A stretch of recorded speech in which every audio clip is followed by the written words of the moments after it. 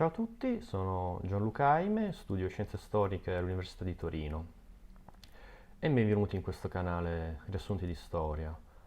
Oggi la conversazione che voglio fare con voi nasce da uno scambio di idee che si è venuto a formarsi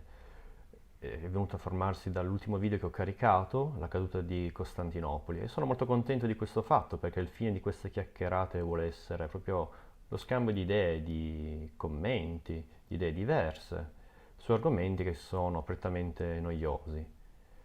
Quindi andiamo al cuore, questa chiacchierata vuole parlare su l'idea che abbiamo toccato nel video precedente, abbiamo parlato di Bisanzio, della cultura, abbiamo visto come possiamo dire che i bizantini sono i successori di Roma, quindi che l'impero romano di fatto finisce nel 1453 e abbiamo è stato uno scambio di idee sul perché possiamo considerare i bizantini di fatto un filo rosso, una linea diretta che li collega ai romani antichi. Questo perché la civiltà bizantina può essere intesa come l'unione di queste tre grandi mh, culture, civiltà, ovvero la cultura romana, la cultura ellenica e ovviamente una forte cultura cristiana che nel corso del Medioevo è venuta a formarsi come la cultura cristiana ortodossa, orientale, si è distaccata da quella cattolica. Ma adesso non voglio fare una storia della religione cristiana, voglio soffermarmi sul perché possiamo affermare questo. E quindi dobbiamo interrogarci, a mio avviso, su che cos'è la romanità.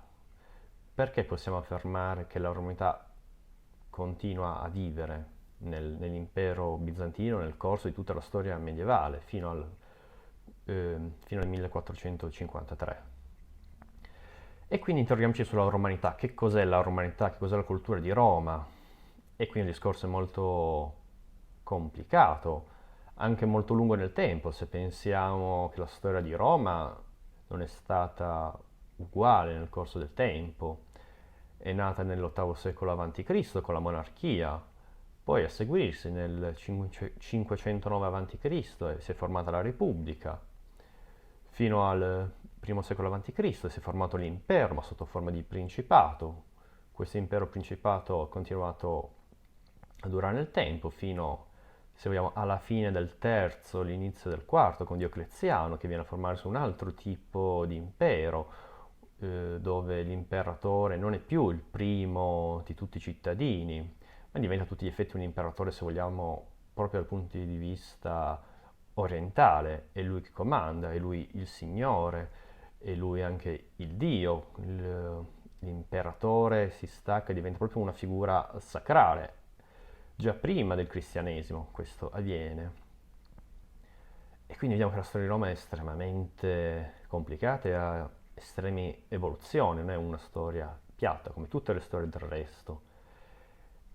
Questo lo vediamo bene se pensiamo a uomini importanti che hanno fatto la storia di questa grande civiltà. Possiamo mettere in confronto grandi personaggi, come ad esempio un Catone il censore, siamo nel III secolo avanti Cristo. Vediamo questo Catone censore, è un repubblicano convinto, è un plebeo che crede nel mos maiorum e tutto quello che ne deriva. Mettiamolo a confronto con l'imperatore Teodosio, il quale alla fine del IV secolo proclama il suo editto, l'editto di Tessalonica, con il quale di fatto il paganesimo viene cancellato nell'impero. L'erigione dell'impero di fatto viene il cristianesimo, ma il cristianesimo del culto di Nicea.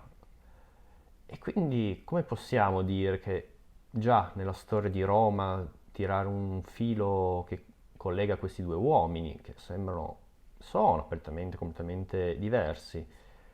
E quindi il discorso sulla romanità è molto complicato. E quindi andiamo subito a analizzare, tornando al nostro discorso, sulla cultura bizantina e partiamo dal dato che emerge in evidenza, che è chiaramente diverso rispetto agli antichi romani, ma che già unisce il tardo antico, ovvero il cristianesimo.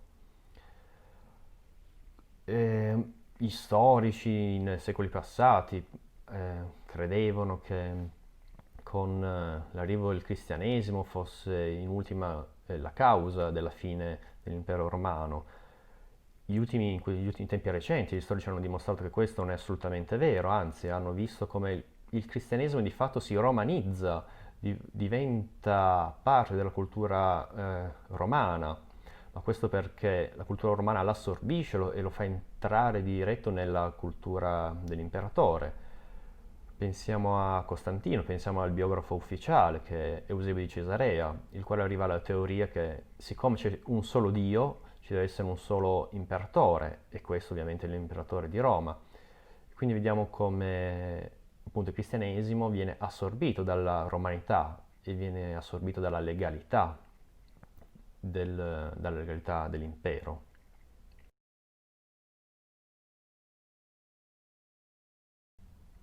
Ormai il paganesimo di fine IV, V è un paganesimo completamente diverso all'antico culto di 12 dei olimpici che troviamo nella Grecia arcaica. Anche in questo periodo, nel IV secolo d.C., il paganesimo abbandona la sua visione politeista e si avvicina anche a un monoteismo, quindi vediamo alla fine queste due grandi religioni riescono a convivere. E vediamo che alla fine il cristianesimo si è affermato per una serie di circostanze, ma poteva anche non essere, d'altronde il paganesimo era una religione molto più antica della religione cristiana. Un esempio tra tutti, se Giuliano l'Apostata fosse sopravvissuto, fosse morto 2 anni dopo la sua nomina, molto probabilmente la storia avrebbe preso un percorso diverso. Quindi questo è anche interessante vedere, studiare la storia per vedere le varie evoluzioni. E quindi ora interroghiamoci sull'altro aspetto che è pesantemente ingombrante nella cultura, nella civiltà, nella cultura bizantina, ovvero l'ellenismo. Ma vediamo che questo fatto, questo non è unicamente presente nella cultura bizantina, ma bensì in quella di Roma. E se vediamo l'ellenismo, la cultura ellenica è presente nel mondo romano fin dall'inizio, fin dalla sua nascita e anche prima. Vediamo che tutto il mondo mediterraneo occidentale, non solo dai cartaginesi, dagli etruschi, hanno preso molto della civiltà ellenica. Un esempio si vede direttamente nel Panteo. Il Panteo greco è stato adottato sia dagli etruschi sia dai cartaginesi. Infatti le colonne d'Ercole, ovvero lo stretto di Gibilterra, era chiamato colonne d'Ercole anche dai cartaginesi, ovviamente nella loro lingua e con il loro dio, ovvero l'Ercole cartaginese, ma erano sempre gli stessi. Un altro esempio, se non erro, uno dei primi fori che si trova a Roma è il Foro Boarium di Eracle o di Hercules, per dirla alla latina. Quindi vediamo che fin dalle origini l'influenza ellenica è presente nella cultura romana. Ricordiamoci che siamo sì, nell'VIII secolo a.C., la prima colonia greca nella Magna Grecia è quella di Pitecusso, ovvero l'odierna Capri, che è anche lo stesso secolo dove verrà fondata la città di Roma. E vediamo poi altri esempi, se pensiamo che la letteratura romana nasce nel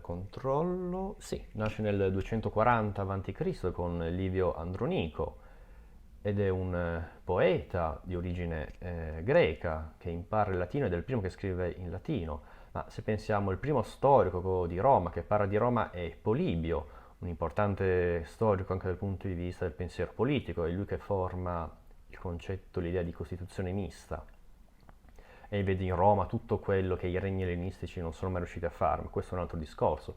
Comunque è un greco, scrive delle guerre puniche, ma ovviamente scrive in greco perché lui è della madrepatria della Grecia, della madrepatria della città di Megalopoli e di certo non si abbassa, per così dire, a scrivere in latino. Quindi parla della storia di Roma in greco, è molto influente nella cultura romana, tant'è vero, era molto vicino al circolo degli Scipioni, agli Scipioni, Scipione l'Africano, colui che ha sconfitto Annibale nella battaglia di Zama.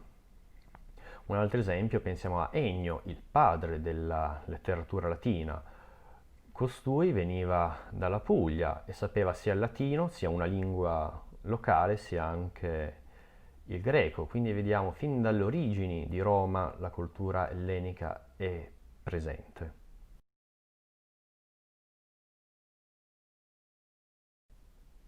La nostra idea di una romanità opposta e completamente diversa dal ellenismo è dovuto soprattutto a questo personaggio che abbiamo citato prima, Catone il Censore, un profondo repubblicano che vede nella nuova cultura, nella filosofia ellenistica, vede i pericoli, vede la futura disgregazione della società.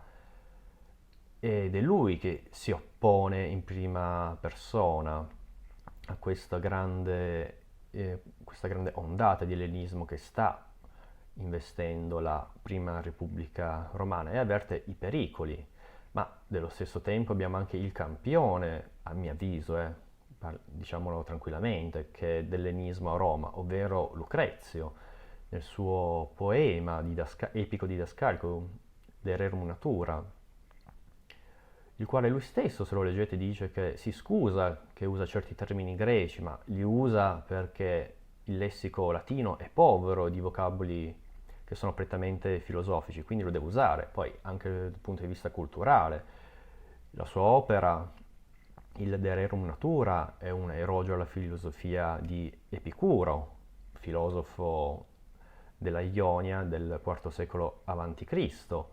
Il suo poema finisce con riprendendo in modo magistrale, in modo empatico, ma questo non ci soffermiamo troppo, della peste di Tucidide, e qui comunque riferimenti sempre alla cultura ellenica, ma altri esempi sono, pensiamo a un Cesare o a un Cicerone, che la loro formazione viene fatta come la loro formazione come di ogni altro grande aristocratico romano del primo secolo a.C. viene fatta in Grecia per studiare retorica e non solo.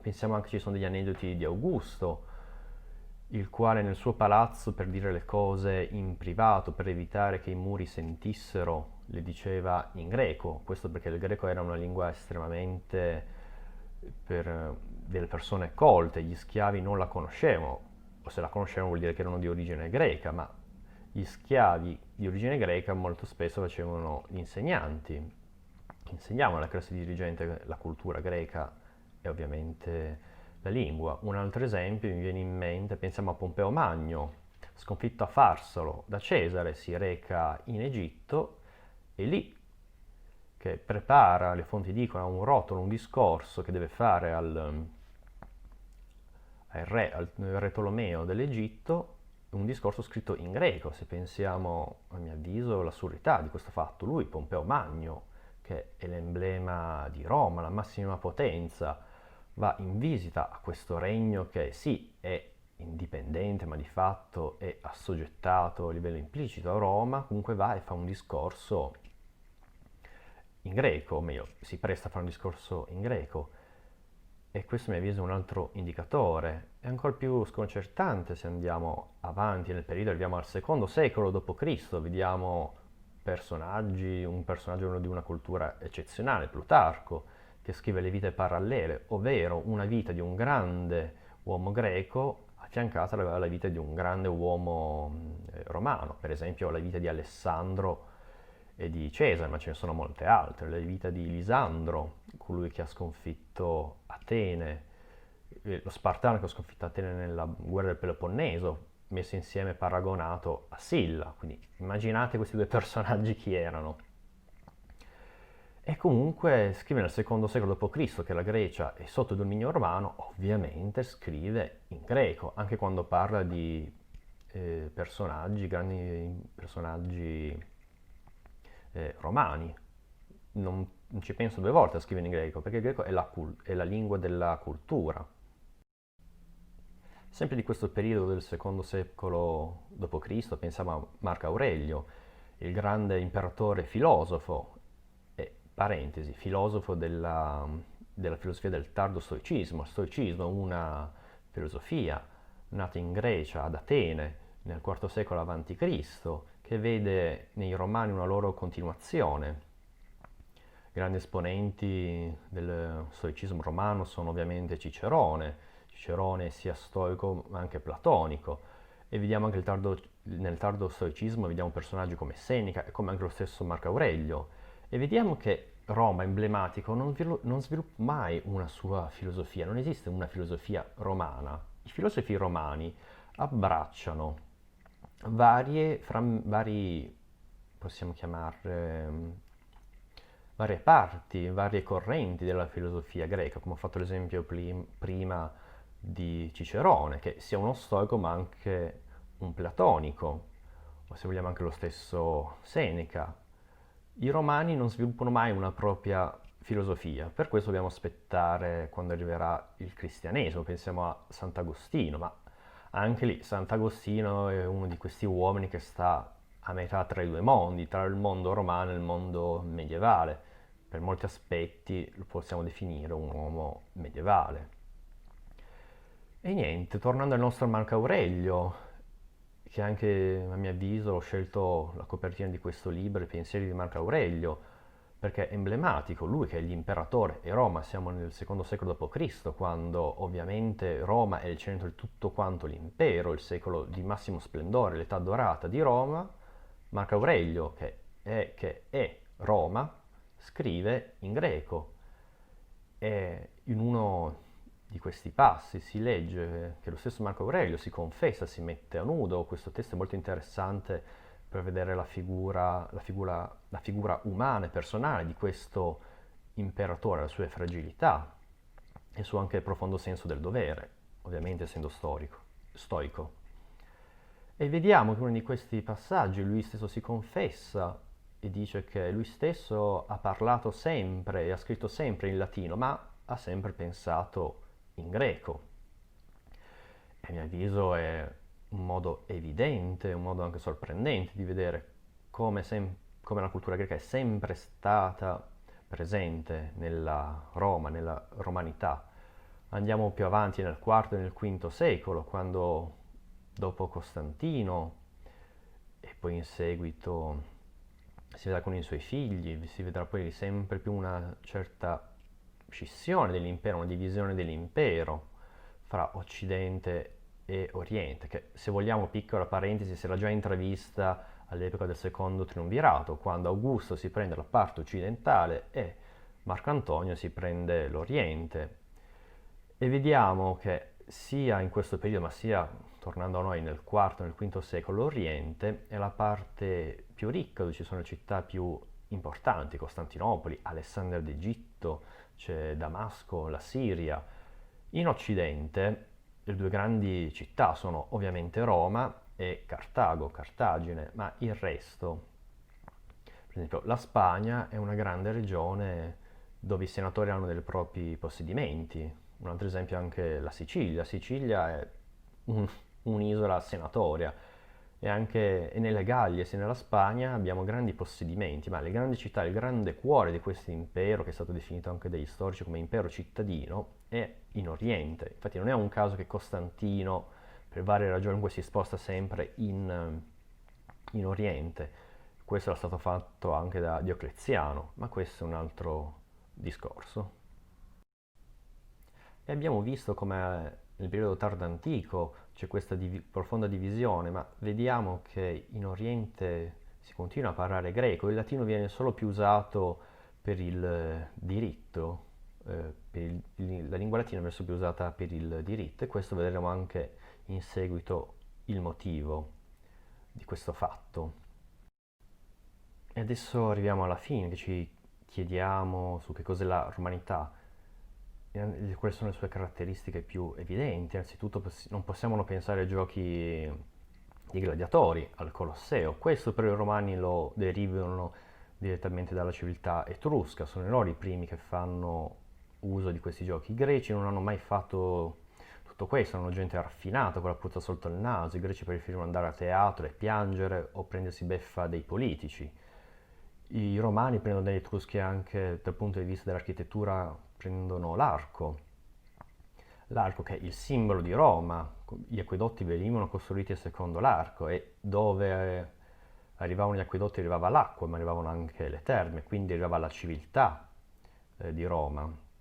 Le terme sono un grande simbolo della civiltà e sono un'invenzione pienamente romana, questo dobbiamo riconoscerlo.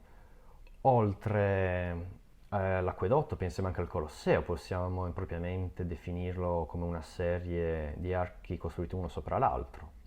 Dal punto di vista dell'esercito, Roma prende anche dagli Etruschi dall'inizio della sua epoca, periodo arcaico, la formazione di guerra oplitica, ma questo gli Etruschi la prendono dalla guerra oplitica greca, questo modo di combattere razionalmente. Potremmo fare un altro video in seguito quando facciamo un video sulla storia della guerra, ma adesso non ci soffermiamo. Diciamo solo che all'inizio Roma combatteva in modo oplitico, successivamente vengono a crearsi le legioni manipolari e sarà poi Caio Mario, il padre adottivo di Cesare, a inventare le legioni come noi le conosciamo noi. Ma adesso soffermiamoci su quali sono veramente le innovazioni di Roma, la romanità. Come abbiamo detto prima, le terme sono il simbolo di Roma della civiltà, ma in qualsiasi castrum, accampamento militare, anche sul confine, erano dotato delle terme, perché ai romani gli piaceva questi bagni caldi e dovunque potevano se le portavano dietro. Un altro esempio di romanità non possiamo che pensare all'esercito. Qua non mi voglio soffermare sulla grandiosità, sulla estrema potenza di questa macchina bellica che è stata definita anche il più grande, il più forte esercito del mondo antico. Un altro esempio, un altro fattore, anzi quando noi pensiamo all'umanità dobbiamo pensare allo Stato, questa immensa macchina burocratica che è riuscita a dominare ed estendersi, a coordinare su 3 continenti. Pensiamo nell'epoca d'oro, dalla Gran Bretagna si estendevano fino alla Mesopotamia. Questa idea di Stato centrale è proprio tipica della romanità e tutti i vari stati che si sono succeduti nel corso della storia hanno preso ispirazione di questo grandioso Stato centralizzato. Pensiamo all'impero carolingio, pensiamo successivamente anche ai nostri stati moderni, pensiamo a Rousseau, il quale nel suo contratto sociale, un libro, un saggio anzi, dove vuole dare le verità di creare una società che sia libera e anche democratica.